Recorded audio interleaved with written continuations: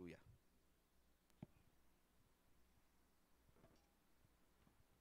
Amém. Bom dia, graça e paz. Está tudo bem com você? Amém. Vamos orar antes de a gente começar. Pai, nós te damos graça, Senhor, por essa oportunidade, Senhor, de ouvirmos a sua palavra. Sim, Pai, o Senhor é o autor, o inspirador da palavra, Pai.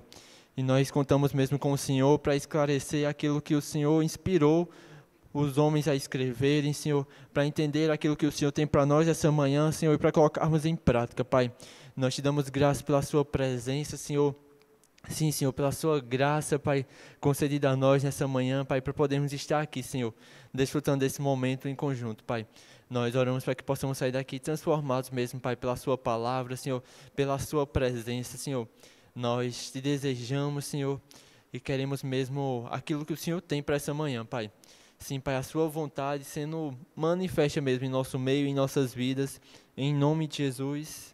Amém. Amém. Então, como o Fabrício falou, hoje a gente está começando uma nova série aqui na nossa escola dominical e eu confesso que, particularmente, eu estou muito empolgado para essa série. A gente vai estar começando um estudo sobre o livro de Romanos. E eu não sei você, mas eu acho que não tem nada mais incrível do que a própria palavra. Se Deus quiser, eu creio que há de querer, amém. Eu creio que hoje a gente vai ler, vai dividir para os próximos domingos alguns capítulos do livro de Romanos. Hoje a gente vai conversar praticamente do capítulo 1 até o capítulo 3, versículo 20. Se Deus quiser, a gente vai ler esses capítulos tudinho em conjunto aqui hoje, amém? Então você vai sair daqui lendo sua Bíblia, entendendo o que é que a Bíblia diz, a gente vai ver a palavra e a palavra vai falar com você. E eu sei que vai ser uma grande bênção, amém? É a palavra sobre a palavra e é a palavra mesmo aí. Mas eu queria destacar isso, eu me lembro quando, eu acho que eu comecei nessa questão de querer ler a Bíblia e tal, quando eu fazia parte do departamento de adolescentes, um dos meus primeiros líderes, ele disse, olha, o primeiro livro que eu sugiro você ler é o Evangelho de João e depois a Carta aos Romanos. Porque ela vai trazer, de fato, essa visão sobre a salvação, sobre a justificação. E a gente vai ver um pouco disso nesses próximos dias. Mas eu queria destacar mesmo essa importância, sabe? Da gente ler a palavra. A Bíblia, eu gosto que alguém certa vez disse assim, olha, quando você for ler um versículo, não sei se você já teve essa experiência compartilhando o evangelho com alguém, pregando a palavra, já fiz muito isso, de ler um versículo rápido, porque pensei assim, rapaz, eu vou ler logo o versículo, para dar tempo para eu falar, né? Porque só ler o versículo, e aí alguém disse uma vez, que quando você for ler um versículo, você for ler um texto, leia devagar, leia com clareza, porque talvez seja o único momento que Deus esteja falando com o povo. Eu espero que não seja, amém? Eu espero que Deus fale através daquilo que a gente vai conversar também essa manhã. Mas o ponto é que a palavra já é Deus falando com a gente. Alguém certa vez disse que quer ouvir Deus falando, vai ler a Bíblia. Não, mas quer ouvir uma voz audível, então leia em voz alta. Mas é a própria palavra de Deus. E eu digo para você, às vezes, eu não sei se você já se deparou com isso, mas tem textos que a gente lê, e a primeira vez que a gente lê, não nos é confortável o significado daquele texto. Você já se deparou com isso? Para mim, é um marco na minha vida, é o Salmo 73. Acho que você já pode ter me ouvido falar sobre esse salmo muitas vezes. Mas porque, para mim, era um salmo que eu não gostava de um versículo. Olha que ousadia. Eu dizia, cara, como é que o salmista fez um negócio desse, rapaz? Um salmo tão bonito, aí no meio ele bota um versículo desse. Aí eu sempre pulava. Eu sempre que eu ia falar sobre o Salmo 73, eu pulava esse versículo. Porque eu achava que não fazia tanto sentido. Até entender o que o versículo queria dizer. E para mim hoje é o versículo que marca ou vira a chave do Salmo. Tiveram outras passagens que eu li e eu dizia assim, rapaz, eu estou falando esse versículo, mas com esse sentimento, porque eu acho que o que o autor queria dizer não era bem isso, mas não era o que eu queria, então eu vou dizer conforme eu quero. Meu irmão, a gente está só perdendo quando a gente faz isso. Porque se Deus inspirou o autor para escrever com um certo motivo, com uma certa justificativa, é porque aquilo seria proveitoso para a gente. Você consegue me entender? A gente não precisa inventar, não precisa criar uma nova revelação da palavra, é só a gente entender aquilo que já foi escrito. E isso não quer dizer que não pode subir ao nosso coração como algo novo, mas é a gente entender a própria palavra de Deus. E a gente vai começar hoje com o estudo da Carta aos Romanos. E eu quero incentivar você, uma indicação de leitura para esse mês é a própria Bíblia, tá certo? Especificamente o livro de Romanos. Então você pode aí tirar esse mês aí para ler e ler junto e conversar mesmo. Alguma dúvida que surgir, você vem, traz. Aquilo que a gente não souber, a gente pesquisa junto também. E a gente vai aprender junto durante esse mês, amém? Mas antes da gente começar, a ler o livro de Romanos, queria trazer algumas informações sobre o livro de Romanos. E eu quero aproveitar também e desmistificar isso, porque toda vez que eu escutava alguém falando isso, eu dizia, rapaz, como é que a pessoa consegue encontrar essas informações? Quem foi que escreveu o livro de Romanos? Aonde? Quando? Em contexto? Mas, glória a Deus, gente, eu acho que a gente tem algo chamado Google, internet, e isso está muito acessível. Na verdade, existem materiais que você pode consultar isso de forma física. Existem dicionários bíblicos, comentários bíblicos, em que você vai poder encontrar informações sobre o contexto daquela época, ou que estava acontecendo, que vai trazer mais clareza daquilo que foi escrito. Você imagina hoje, se alguém pegar, não sei quantos nós já vimos, principalmente período de eleição, fake news por conta de print fora de contexto, vídeo fora de contexto, corta um pedaço do vídeo e você faz, rapaz, que absurdo. Aí você pega o vídeo completo e você diz, não era absurdo, é só porque cortaram a pessoa fora do contexto. Não é verdade? Imagina a Bíblia, que foi escrita há mais de 1000 e poucos anos atrás, quase 2000 anos atrás. O livro a Carta aos Romanos foi escrita aproximadamente em 58 depois de Cristo. Então você bota aí quase 2000 anos de tempo. A chance de alguém pegar o contexto errado ou entender alguma coisa errada é grande. Você consegue me entender? Eita, então não vou conseguir ler a Carta de Romanos sem pesquisar muito? Não, porque está acessível. E o texto é claro. E tem o Espírito Santo que lhe ajuda. Mas o que eu quero dizer para você é que essas informações são acessíveis. Existem bíblias de estudo que já vêm com introdução. E além de tudo isso, hoje no seu celular, tem aplicativos que você encontra isso tudo muito fácil. Tem um aplicativozinho que, se não me engano, o nome é My Bible, alguma coisa assim, que você pode baixar módulos. Aí os módulos têm comentário, tem introdução ao livro. A introdução tem um resumo, quando foi escrito, por quem, qual era o motivo, qual o propósito. E é isso que eu queria falar um pouco para a gente poder entender aquilo que a gente vai ler essa manhã. A Carta aos Romanos foi escrita por Paulo. Os historiadores acreditam que ela foi escrita perto do fim da 3ª viagem missionária dele. Tem algumas dicas que a gente pode ter isso durante a leitura do livro aos Romanos. E uma observação interessante é que Paulo não fundou a igreja aos Romanos. A igreja aos Romanos foi formada por irmãos que foram viajando, que chegaram até a Roma pregando o evangelho, e Paulo não tinha, quando escreveu essa carta, chegado ainda a Roma. E a gente vai ver isso e por que isso é interessante a gente entender já. Uma informação também importante é que naquela época, fazia pouco tempo que tinha morrido um imperador chamado Cláudio. Por que isso é interessante a gente entender? Porque o imperador Cláudio, ele tinha expulsado os judeus de Roma. Então ele tinha pegado os judeus e botado tudo para fora de Roma. Quando ele morreu, os judeus começaram a voltar para Roma. E o que aconteceu foi que a igreja dos romanos, era misturada por judeus, gentios, gregos, romanos. E agora eu quero que você imagine esse cenário em que você foi expulso. Imagina você aqui, morador brasileiro aqui, você viajou para os Estados Unidos, lhe expulsaram dos Estados Unidos, os americanos foram a favor, colocaram você para fora, e aí você volta para os Estados Unidos.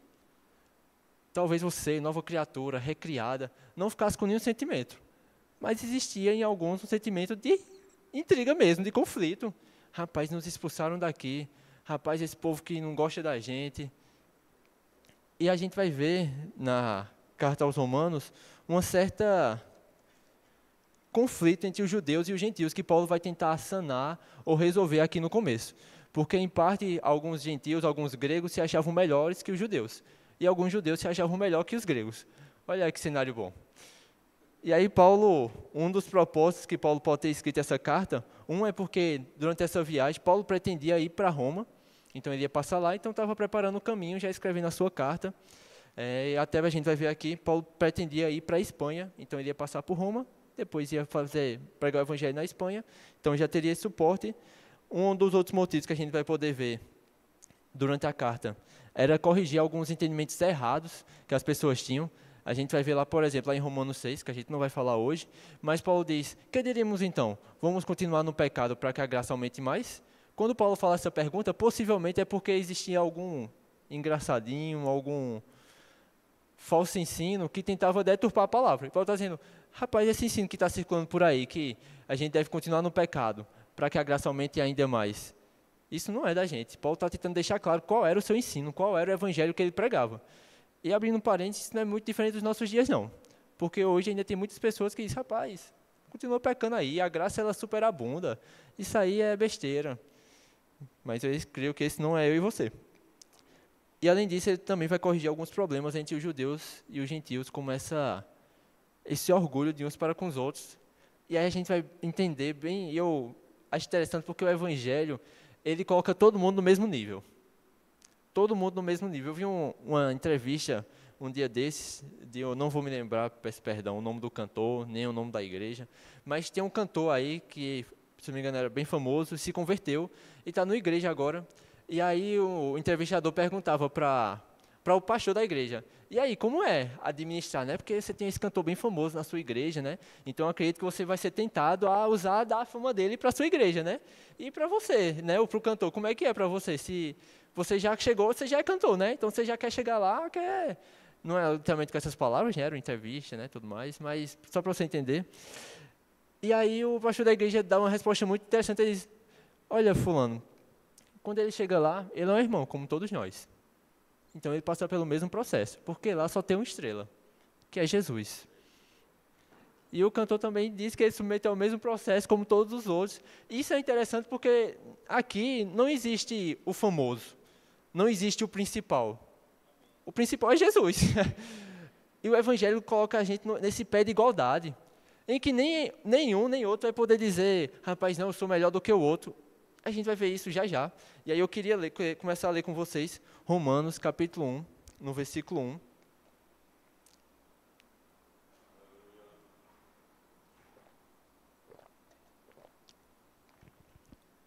Então Paulo aqui ele vai começar a se apresentar aos romanos, né, já que ele não tem ido ainda lá pregar o evangelho. Diz assim: Paulo, servo de Jesus, chamado para ser apóstolo, separado para o evangelho de Deus, o qual foi por Deus outrora prometido por intermédio dos seus santos profetas, dos seus profetas nas sagradas escrituras, com respeito ao seu filho, o qual segundo a carne veio da descendência de Davi, e foi designado Filho de Deus com poder, segundo o Espírito de santidade, pela ressurreição dos mortos, a saber, Jesus Cristo, nosso Senhor, por intermédio de quem viemos a receber a graça e apostolado por amor do seu nome, para obediência por fé, entre todos os gentios, de cujo número sois também vós, chamados para serdes de Jesus Cristo, a todos os amados de Deus que estáis em Roma, chamados para serdes santos, graças a vós outros, e paz da parte de Deus, nosso Pai, e do nosso Senhor Jesus Cristo. Aqui Paulo está dando a sua saudação aos romanos.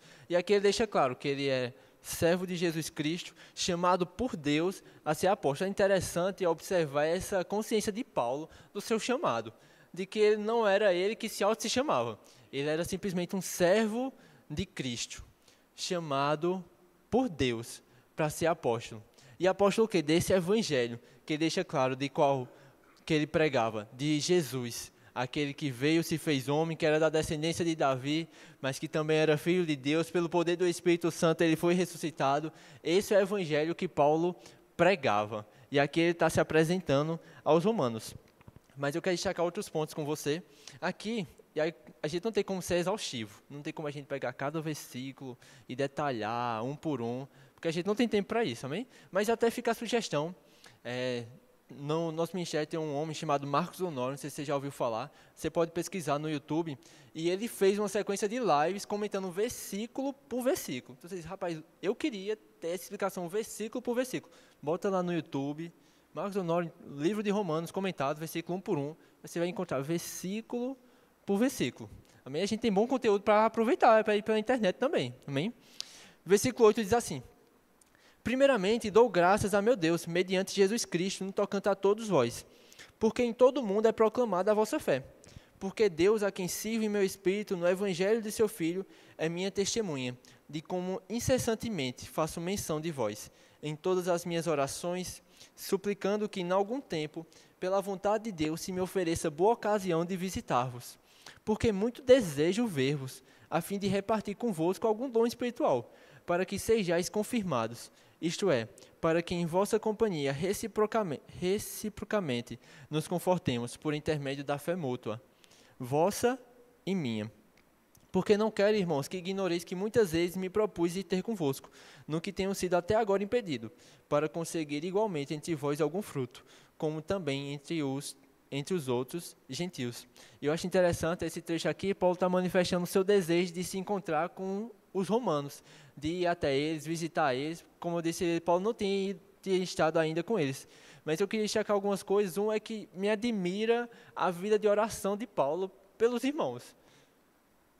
Toda carta que a gente vai ver, geralmente, de Paulo, Paulo cita as suas orações pelos irmãos. A gente, na carta aos Filipenses, ele orando, por exemplo, para que o amor deles crescesse mais e mais. Os Colossenses, para que eles transbordassem do pleno conhecimento da vontade de Deus. Na carta aos Efésios, e assim por diante. E eu acho interessante porque Paulo tinha um costume, uma prática de oração pelos irmãos. Sabe, a gente não vai se deter nisso nessa manhã, não vai ser o foco, mas Paulo estava orando, inclusive, pelos irmãos que ele ainda nem tinha conhecido. Sabe, irmão, Deus pode usar eu e você, para nós orarmos até pelos irmãos que nós ainda nem conhecemos. Nós só precisamos estar à disposição dele. Mas é interessante também observar o desejo de Paulo de compartilhar de alguma coisa. Paulo tinha consciência que quando ele chegasse aos romanos, ele receberia algo deles, porque Paulo não era o bambamã que não recebia nada dos irmãos. Não, quando eu chegar até vocês, vamos partilhar de algum dom.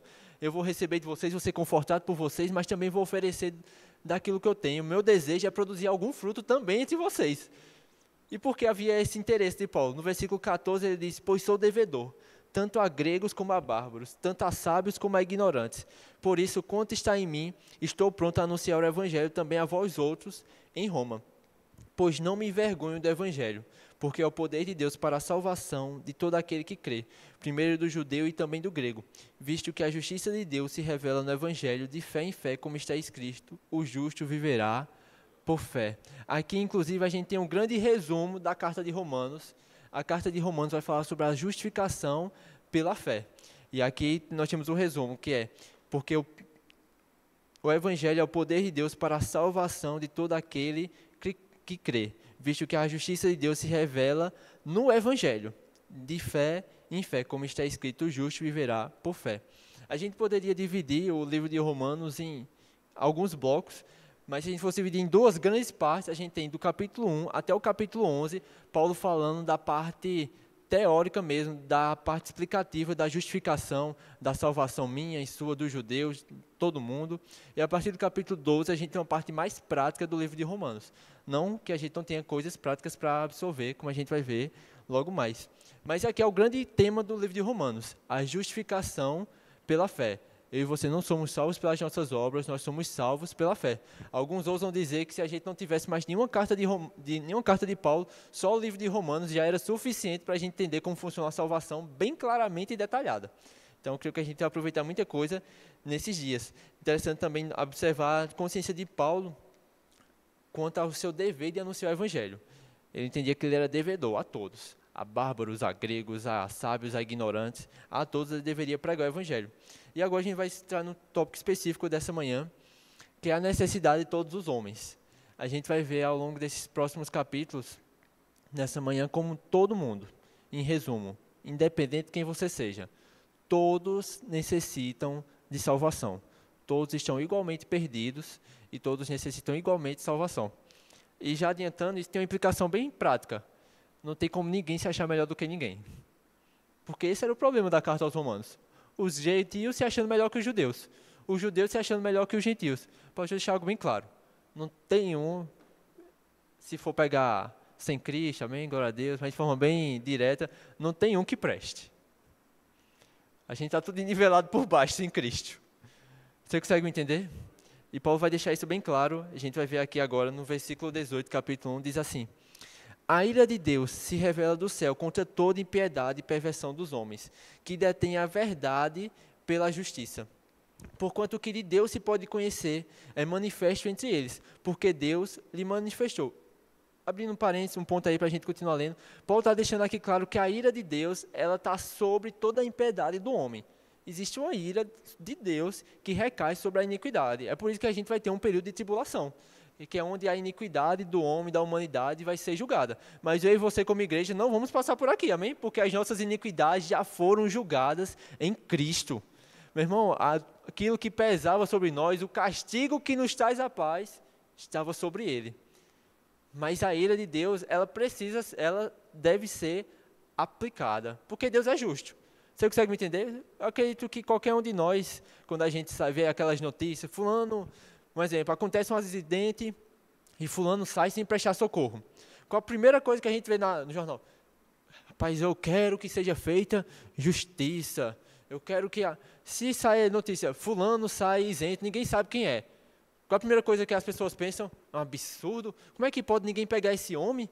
Como é que pode uma pessoa sair ilesa de uma coisa dessa? Deus já é justo também.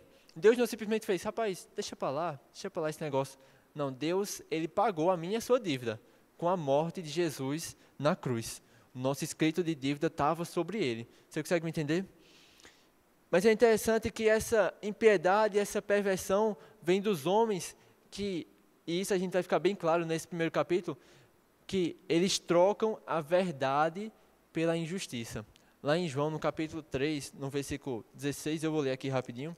João 3,16 diz assim: porque Deus amou o mundo de tal maneira que deu seu Filho unigênito, para que todo aquele que nele crê não pereça, mas tenha a vida eterna. Porquanto Deus enviou o seu Filho ao mundo, não para que julgasse o mundo, mas para que o mundo fosse salvo por ele. Quem nele crê não é julgado, e o que não crê já está julgado, porquanto não crê no nome do unigênito Filho de Deus. E o julgamento é este, que a luz veio ao mundo, e os homens amaram mais as trevas do que a luz, porque as suas obras eram mais. O que você entende é que essa impiedade, essa perversão sobre a qual vem a ira de Deus, é porque os homens, tendo conhecimento de Deus, tendo conhecimento da verdade, troca a verdade pela injustiça. Vendo a Jesus, amaram mais as trevas do que a luz, porque a luz, ela reprova as práticas das trevas. Você consegue me entender? Olha o que ele vai estar dizendo aqui no versículo 20. Porque os atributos invisíveis de Deus, assim como o seu eterno poder, como também a sua própria divindade, claramente se reconhecem desde o princípio do mundo, sendo percebidos por meio das coisas que foram criadas. Tais homens são, por isso, indesculpáveis. Paulo está dizendo, olha, essa ira de Deus que vem sobre a impiedade, ela vem sobre esses homens, e esses homens são indesculpáveis porque a criação dá testemunho a respeito de Deus. A criação revela um Deus que tem um eterno poder e revela a sua divindade. Lá no Salmo 19 diz que um dia proclama outro dia a glória de Deus. Durante todos os Salmos a gente pode ver essas citações da criação que dá a glória a Deus. E de fato, Deus não é um Deus que se esconde. Deus é um Deus que se revela ao homem. É um Deus que se manifesta ao homem, que está acessível. Lá em Atos capítulo 17, diz que Deus criou todas as coisas para que nós o buscássemos, não como se nós não pudéssemos o achar. Pelo contrário, para que nós, ainda que tateando, nós pudéssemos o encontrar. Meu irmão, Deus, ele está próximo de nós. Lá no capítulo 10, se não for a memória, eu acho que é no finalzinho do capítulo 10, eu acho interessante porque Paulo diz assim, que Deus, ele se revelou a um povo que nem procurava por si. E se deu a conhecer a um povo que nem conhecia o seu nome. Esse era eu e você. Nós temos um Deus que se revela a nós. Existe uma crença de que Deus criou o universo e foi-se embora. E deixou os homens para ficarem vivendo aqui e abandonaram. Meu irmão, isso não é o Deus que nós conhecemos. Não é o Deus que nos foi apresentado. Nós temos um Deus que se fez homem, que veio até mim e até você. Que andou com a gente, que viveu por a gente, que morreu por a gente e que ainda está conosco nos dias de hoje. Mas a Bíblia diz que por eles terem esse conhecimento, porque Deus se manifesta, todos são indesculpáveis. E a gente vai ter mais clareza no versículo 21, diz assim: porquanto tendo conhecimento de Deus, não o glorificaram como Deus, nem lhe deram graças. Antes se tornaram nulos em seus próprios raciocínios, obscurecendo-lhes o coração insensato, inculcando-se por sábios, tornando-se loucos, e mudaram a glória de Deus incorruptível, em semelhança da imagem do homem corruptível, bem como de aves, quadrúpedes e répteis. Por isso Deus entregou tais homens à imundícia, pelas concupiscências do seu próprio coração, para desonrarem o seu corpo entre si.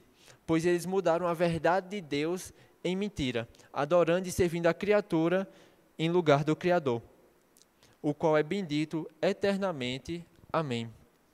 Percebe que Paulo está deixando bem claro qual é o maior problema, é que as pessoas tendo conhecimento de Deus, eles trocam essa verdade pela mentira.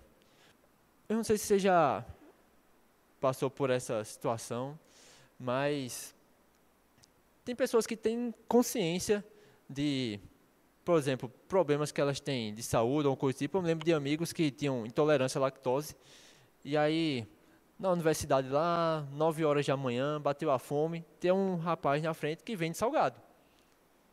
E a pessoa é consciente que ela tem intolerância à lactose. Mas, rapaz, a vontade de comer um pastel de queijo com catupiry é tão grande que a pessoa rejeita essa verdade, essa notícia, em prol do prazer. É isso que Paulo está dizendo aqui. Olha, eles tendo conhecimento de Deus, eles preferiram a mentira. Eles trocam glorificar a Deus pela mentira. Lá em Hebreus capítulo 11 vai dizer que Moisés, ele preferiu sofrer com o povo de Deus do que desfrutar dos prazeres transitórios do pecado.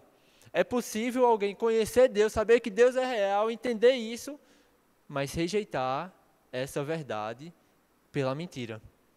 E aqui ele vai dizer que isso se manifesta ao ponto das pessoas fazerem deuses para si, utilizarem a imagem de criaturas, utilizar a imagem de homens, fazerem os deuses para si mesmos. Consequência disso, versículo 26 diz: por causa disso, os entregou Deus a paixões infames, porque até as mulheres mudaram o modo natural de suas relações íntimas por outro, contrário à natureza.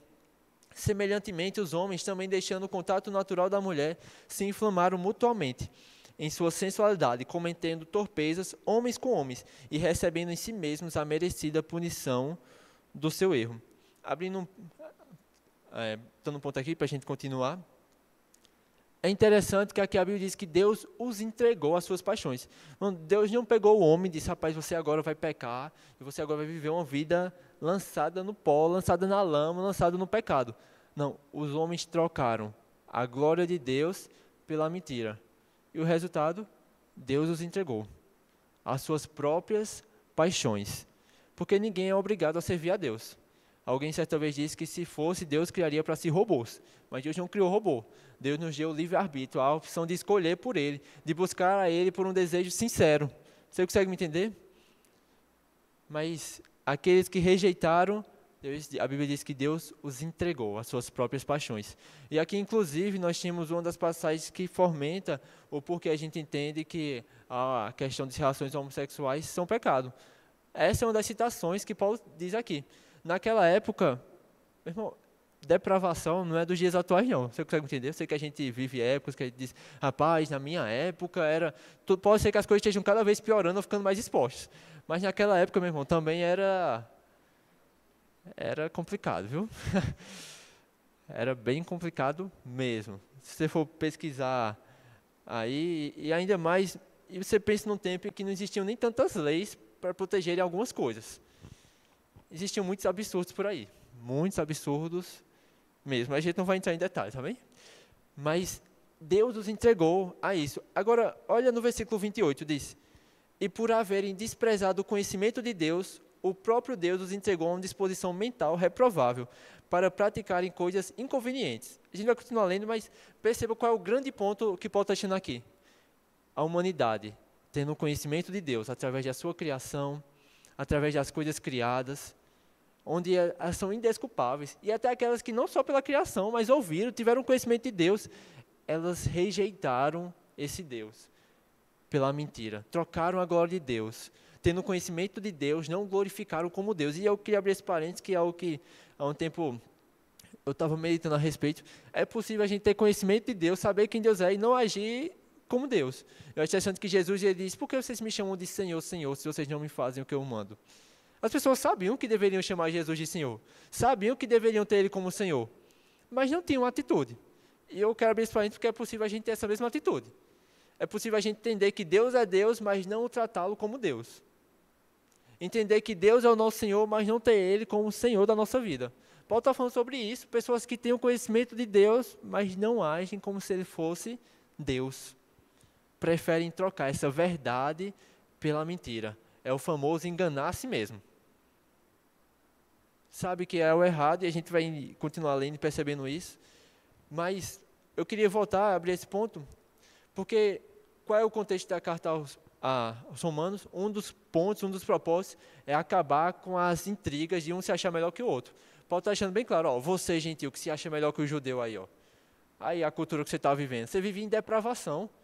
Você estava trocando a glória de Deus pela mentira. Adorava outros deuses. Por que você está se achando melhor? Você estava trocando a verdade de Deus, agora Deus, pela mentira. Então Paulo está dando uma rasteira aí nos gentios aí, nesse que talvez era eu e você, amém? A gente não era judeu, amém? A gente vivia aí segundo esse mundo. Talvez a gente nem cria em Deus. Talvez a gente seguia os nossos próprios deuses, ou assim mesmo. E eu creio que é nessa hora também que a gente entende, misericórdia, o tempo está voando. Se não der tempo a gente ler tudo, você termina lá em casa, amém? Mas a gente vai falar sobre tudo.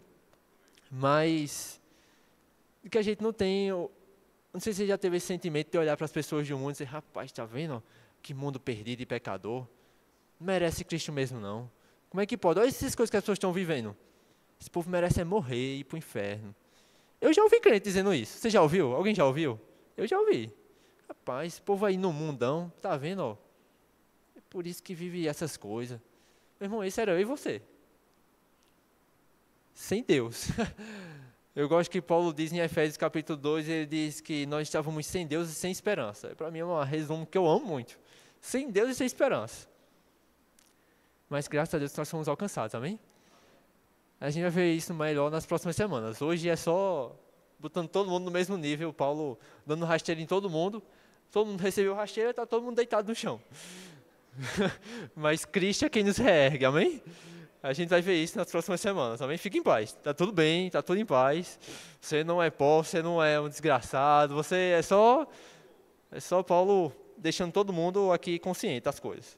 Versículo 29 diz, cheios de toda injustiça, malícia, avareza e maldade, possuídos de inveja, homicídio, contenda, dolo e malignidade, sendo difamadores, caluniadores, aborrecidos de Deus, insolentes, soberbos, presunçosos, inventores de males, desobedientes aos pais, insensatos, pérfidos, sem afeição natural e sem misericórdia. Olha o que Paulo está dizendo. Paulo falou da questão das pessoas que trocavam as suas relações naturais. Homem com homem, mulher com mulher. Talvez alguém pensasse, está vendo? Eu não caí numa depravação tão grande como essa. Pronto, Paulo agora traz uma lista que eu acredito que eu não sei você, mas alguma dessas coisas eu já cometi. Paulo está dizendo, olha, está todo mundo no mesmo nível. Tudo isso é consequência de trocar a glória de Deus pela mentira. Tudo isso é consequência de rejeitar o conhecimento de Deus pela mentira. De preferir a mentira, preferir a injustiça do que a verdade. Amar mais as trevas do que a luz. Versículo 32 diz, ora, conhecendo eles a sentença de Deus, de que são passíveis de morte os que tais coisas praticam, não somente as fazem, mas também aprovam os que assim procedem. E essa é a realidade que a gente vive. Pessoas que vivem rejeitando o conhecimento de Deus para viver uma vida no pecado e que não somente aprovam, mas também incentivam outros a fazer a mesma coisa. E não por falta de conhecimento. Inclusive, eu digo que nós, que vivemos em uma cultura predominantemente cristã, as pessoas conhecem o pecado. Muitas pessoas conhecem a realidade e as consequências do pecado, mas rejeitam essa verdade.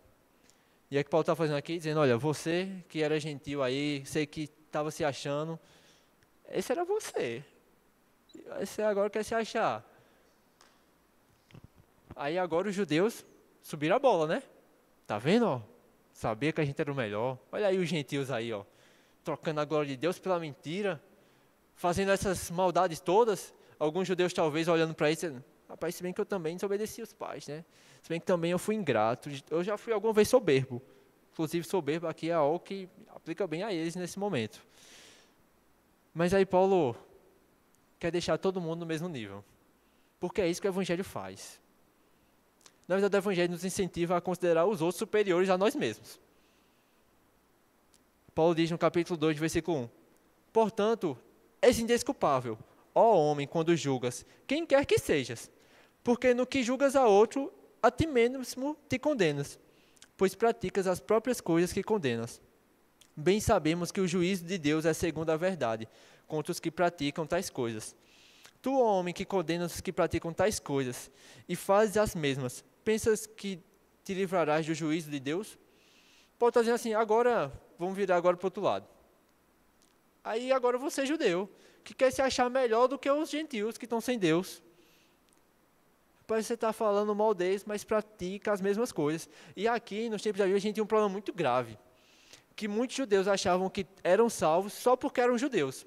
Lá em Mateus, no capítulo 3, a gente não vai abrir por conta do tempo, mas em Mateus capítulo 3, existem fariseus que vão se batizar com João Batista, e João Batista corrige eles e diz, por que vocês estão vindo a mim? Ei, produzam frutos dignos de arrependimento. Se Deus quisesse só filhos de Abraão, ele suscitava dessas pedras. Pedia, Deus pegava dessas pedras, filho de Abraão. Inclusive, eu acho que é outro perigo que a gente vive nos dias de hoje. Porque hoje está virando moda ser crente. Você já percebeu isso? Se você for perguntar, você é o quê? Eu sou crente. Eu sou crente. E só por se chamar crente, parece que a pessoa é salva. E é quase isso que eu estou dizendo aqui. Você acha que porque você diz que é crente, você está isenta? Se você diz ser crente, praticar a mesma coisa que o povo do mundo, por que você acha que vai se livrar? E o Evangelho vem para transformar a nossa vida, para vivermos uma vida de santidade. E para você, além disso, além de achar que você está isento, você ainda está julgando os outros. E ainda se acha superior. Meu Deus, é um absurdo muito grande. Aí olha o que Paulo diz no versículo 4. Ou desprezas a riqueza da sua bondade e tolerância, e longanimidade, ignorando que a bondade de Deus é que te conduz ao arrependimento. Rapaz, você está achando que é você? Esquece que é a bondade de Deus. É a paciência de Deus que está te levando ao arrependimento. Você não tem do que se gloriar. Versículo 5. Mas segundo a tua dureza e coração impenitente, acumulas contra ti mesmo ira para o dia da ira e da revelação do justo juízo de Deus, que retribuirá a cada um segundo o seu procedimento. A vida eterna aos que, perseverando em fazer o bem, procuram glória, honra e incorruptibilidade, mas ira e indignação aos facciosos, que desobedecem à verdade e obedecem à injustiça. Tribulação e angústia virão sobre a alma de qualquer homem que faz o mal, ao judeu primeiro e também ao grego. Glória, porém, e honra e paz a todo aquele que pratica o bem, ao judeu primeiro e também ao grego. Porque para com Deus não há acepção de pessoas. Paulo está dizendo, olha, você aí se acha, sabe que se você pratica o mal, você vai ser julgado da mesma maneira. Olha, se você praticar o bem, você vai desfrutar de honra, de glória, de vida, tanto o judeu como o grego. Se você proceder mal, vai sofrer a consequência da tribulação, tanto o judeu como o grego, porque Deus não faz acepção de pessoas. Meu irmão, o Evangelho não cabe acepção de pessoas. No Evangelho não cabe se achar melhor do que o outro. Eu gosto que Paulo diz, cada um pense de si mesmo, não pense de si mesmo, além do que convém. Nós somos chamados para entender que nós estamos todos no mesmo nível. Eu gosto que Paulo fala aos Gálatas, em Cristo todos são um. Quer grego, quer bárbaro, quer homem, quer mulher, todos são um. Porque todos nós estávamos na mesma condição de pecado.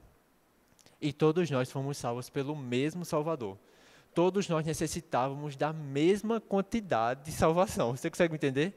E na verdade, isso para mim traz uma ótima notícia, porque Jesus, lá em Lucas, eu acho que é capítulo 7, tem a história da mulher pecadora que chorou aos pés de Jesus, e Jesus fala para aquele homem, né? Quem é que vai amar mais? Aquele que teve uma dívida maior perdoado ou aquele que teve uma dívida menor? Como diz, aquele que teve uma dívida maior. Justificando porque aquela mulher teria se prostrado aos pés de Jesus, chorado, enxugado com seus cabelos, os pés que ela lavou com suas lágrimas. Meu Deus. Mas com a gente que estava todo mundo no mesmo nível, eu e você podemos amar da mesma maneira ao nosso Senhor, porque todos nós estávamos necessitados de salvação.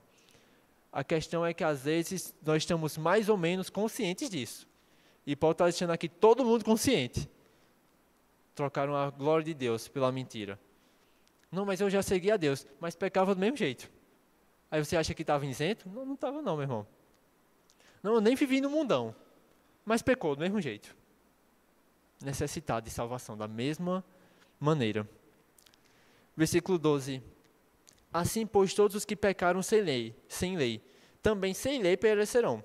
E todos os que com lei pecaram, mediante a lei serão julgados.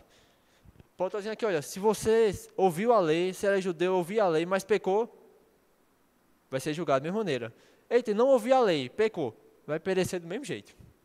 Versículo 13. Porque os simples ouvidores da lei não são justos diante de Deus, mas os que praticam a lei hão de ser justificados. Meu irmão, essa é a grande verdade. E mais uma vez, a gente aqui está Paulo falando para os judeus que achavam que poderiam ser salvos só porque era judeu. Mas, para mim, quanto isso pode ser reaplicado nos nossos dias? E aí, onde eu quero abrir esse parênteses, e aí é onde me maravilha a gente poder estudar a palavra, entender a palavra no contexto dela. Porque quando a gente entende que eram os judeus, achando que poderiam ser salvos só porque eram judeus, se achando melhor só porque tinham esse título de judeu, para mim fica muito claro ver o perigo que a gente corre hoje em dia, de pessoas que acham que pode ser salvo só porque acha que é crente, só porque se diz ser crente. Ou pessoas que se acham melhor só porque tem um título. Paulo está dizendo, olha, não são os simples ouvidores da lei que são salvos. E sabe uma grande verdade também, não é só aquele que ouve a palavra que é salvo. Porque a palavra tem que ser misturada com fé. E uma fé sem obra, sem prática, ela é morta. Você consegue me entender? Paulo está deixando todo mundo aqui no mesmo nível, todo mundo precisa. E não tem espaço para soberba ou orgulho aqui nesse meio. Porque todo mundo precisa de Cristo. Todo mundo necessita dessa salvação. Versículo 14. Quando, pois, os gentios, que não têm lei, procedem por natureza de conformidade com a lei, não tendo lei, servem eles de lei para si mesmos. Estes mostram a norma da lei gravada no seu coração, testemunhando-lhes a consciência e os seus pensamentos mutuamente acusando-se ou defendendo-se. No dia em que Deus, por meio de Cristo Jesus, julgar os segredos dos homens de conformidade com o meu evangelho. Paulo está dizendo aqui, olha, os gentios, a gente tem lei, mas a sua própria consciência, elas acusam. E quantas pessoas nós temos por aí que não são crentes, não seguem o evangelho, nem creem em Deus, mas têm consciência daquilo que é certo e do que é errado. E muitas vezes fazem aquilo que é errado. Paulo está dizendo, olha, a sua própria consciência já lhe condena. Isso é a lei de Deus gravada no seu coração. É essa lei moral que governa o nosso mundo, que traz esse princípio para todo homem. Se, porém, tu, judeus, que tem por sobrenome judeu, e repousas na lei, e te glorias em Deus, que conhece a sua bondade e aprova as coisas excelentes, sendo instruído na lei, que está persuadido de que és guia dos cegos, e luz dos que encontram em trevas, instrutor de ignorantes, mestre de crianças, tendo na lei a forma de sabedoria e de verdade, tu, pois, que ensinas a outrem, não te ensinas a ti mesmos? Tu que pregas que não se deve furtar, furtas, dizes que não se deve cometer adultério e o cometes, abomina os ídolos e lhes roubas os templos, tu que te glorias na lei, desonras a Deus pela transgressão da lei, pois como está escrito, o nome de Deus é blasfemado entre os gentios por vossa causa. Porque a circuncisão tem valor se praticares a lei. Se és, porém, transgressor da lei, a tua circuncisão já se tornou incircuncisão. Se, porém, a incircuncisão observa os preceitos da lei, não será, porventura, considerada como circuncisão? E se aquele que é incircunciso por natureza também cumpre a lei, certamente ele te julgará a ti, que não obstante a letra e a circuncisão, és transgressor da lei. Porque não é judeu quem é o apenas exteriormente, nem é circuncisão a que é somente na carne. Porém, judeu é aquele que é o interiormente, e circuncisão é aquele que é do coração no espírito, não segundo a letra, cujo louvor não procede dos homens, mas de Deus. Paulo aqui está terminando de dar a rasteira, deixando claro para os judeus que não adianta ele ser só circuncidado na carne, não adianta só ter o título de judeu, porque se o outro que não é circuncidado na carne e não tem um título de judeu segue a lei, esse é circuncidado. Esse está seguindo a lei. Esse vai ser justificado. Mas e esse que não segue a lei? Mas sabe qual é a verdade? É que ninguém seguiu a lei. A gente vai ver nos próximos capítulos mais para frente de que a lei ela não servia para justificar ninguém. Porque a lei só deixava claro que ninguém conseguia cumprir aquela lei. Porque todos pecaram. E estão separados da glória de Deus. É isso que a gente vai ver no capítulo 3, no versículo que a gente nem vai ler hoje. Mas eu queria começar a ler com você o capítulo 3, e a gente vai ter uma ideia aqui. Diz assim: qual é, pois, a vantagem do judeu? Ou qual a autoridade da circuncisão? Porque você imagina, depois disso tudo, Paulo diz, olha, que não adianta ser judeu. Não adianta ser circuncidado para ser salvo. Isso já não lhe garante nada. Aí Paulo diz, e aí, qual a utilidade disso tudo? Então não serve de nada ser judeu? Então não serve de nada ter seguido a lei? Versículo 2. Qual a utilidade? Muita. Sob todos os aspectos. Principalmente porque aos judeus foram confiados os oráculos de Deus. E daí, se alguns não creram? a incredulidade deles virá desfazer a fidelidade de Deus? De maneira nenhuma. Seja Deus verdadeiro e mentiroso todo homem, segundo está escrito, para seres justificado nas suas palavras e venha a vencer quando fores julgados. Mas se a nossa injustiça traz à lume a justiça de Deus, que diremos? Porventura, será Deus injusto por aplicar a sua ira? Certo que não. Do contrário, como julgará Deus o mundo?